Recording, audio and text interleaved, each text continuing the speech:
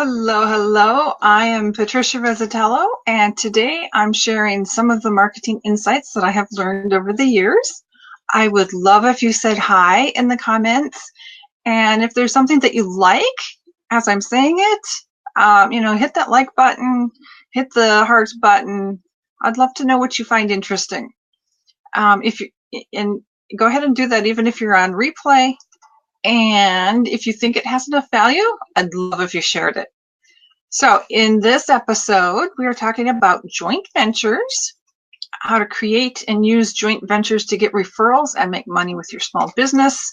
And in this first session here, we are going to be talking about what it is, kind of a what and why. So the joint venture that I'm talking about today is what I'm going to call a monetized joint venture. You're looking for referrals from people.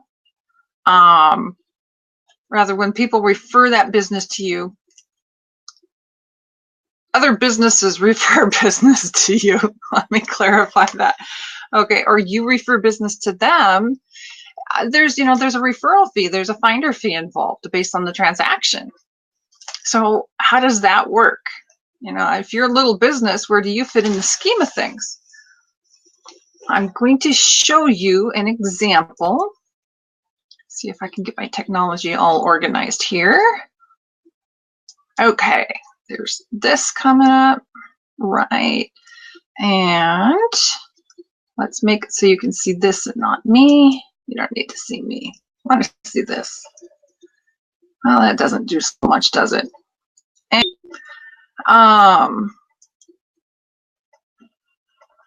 let's maybe make me small.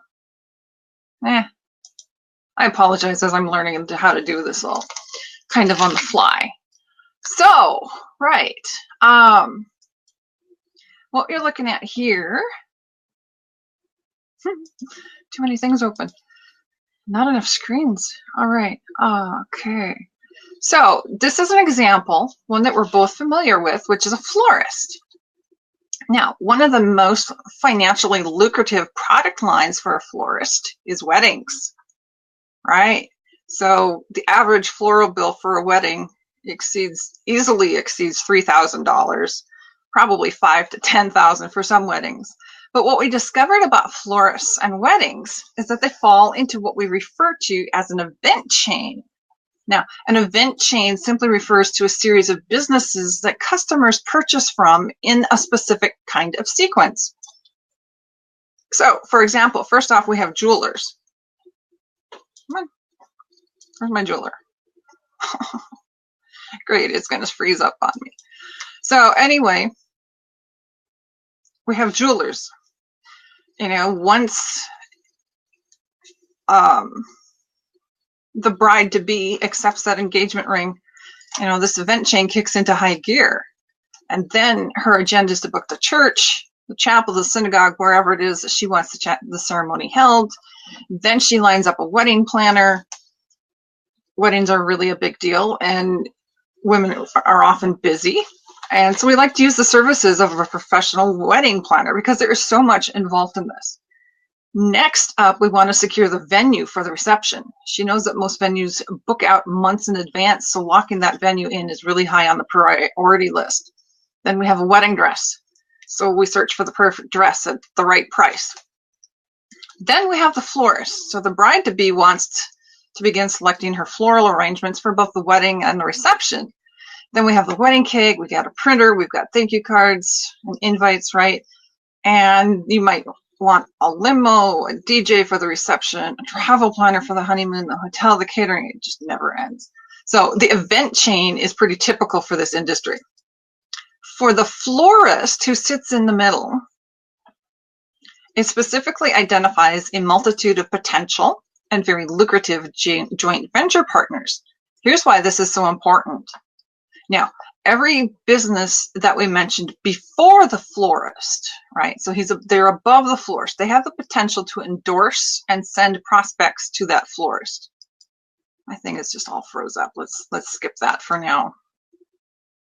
Okay, because that's silly if it's not going to cooperate, huh? Right. So the businesses that came before the florist, so like the jeweler, the wedding planner, um, the venue where they're going to have the wedding, the reception venue, the dress, right?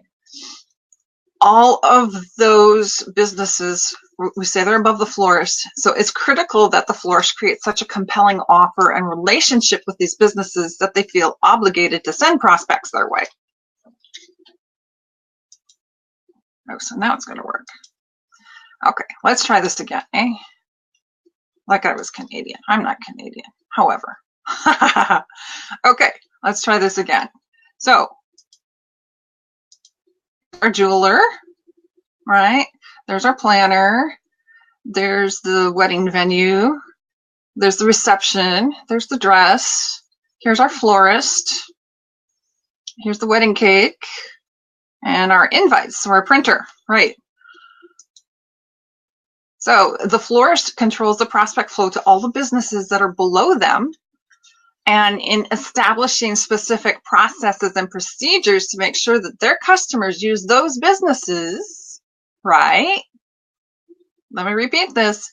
In establishing specific processes and procedures to make sure their customers use those businesses, the florist can negotiate compelling offers with those business owners as well.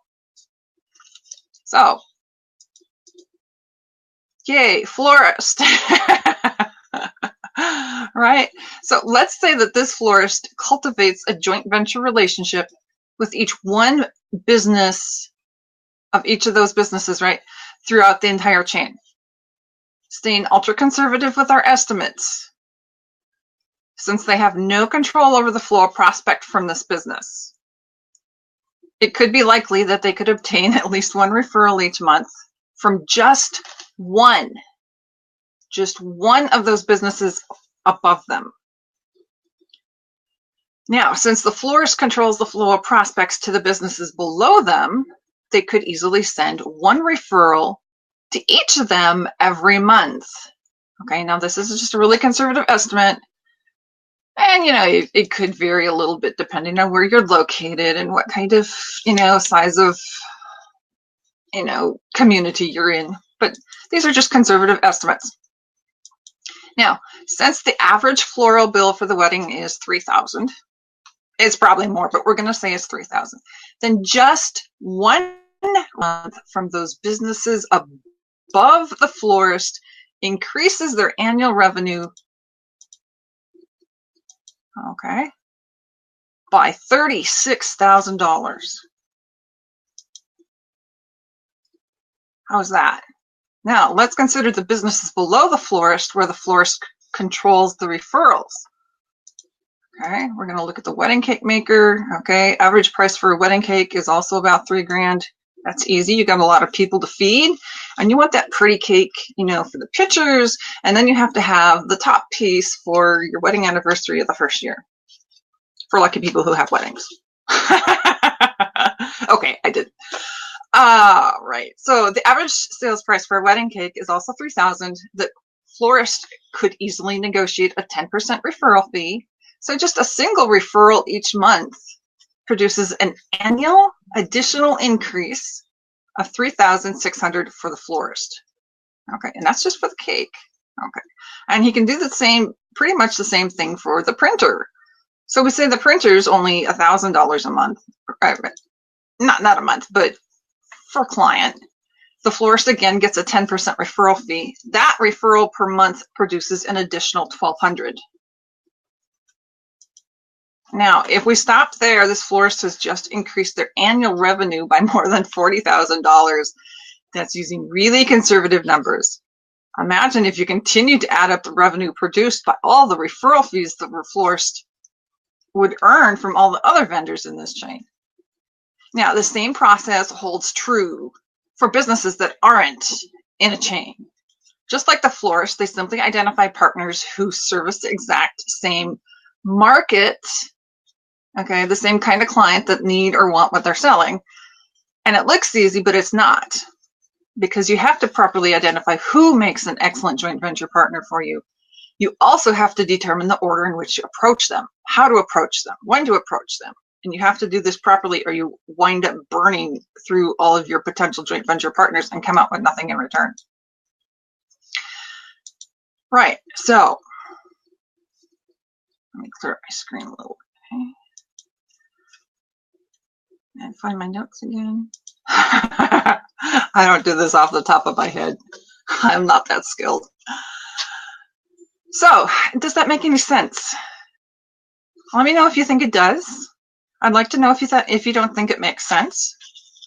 And if you would like a copy of my latest book, somewhere there, which is 45-minute marketing, and it goes into this a little bit more in depth than we can here, hop on over to patriciarezzatello.com/45. The link should be in the post.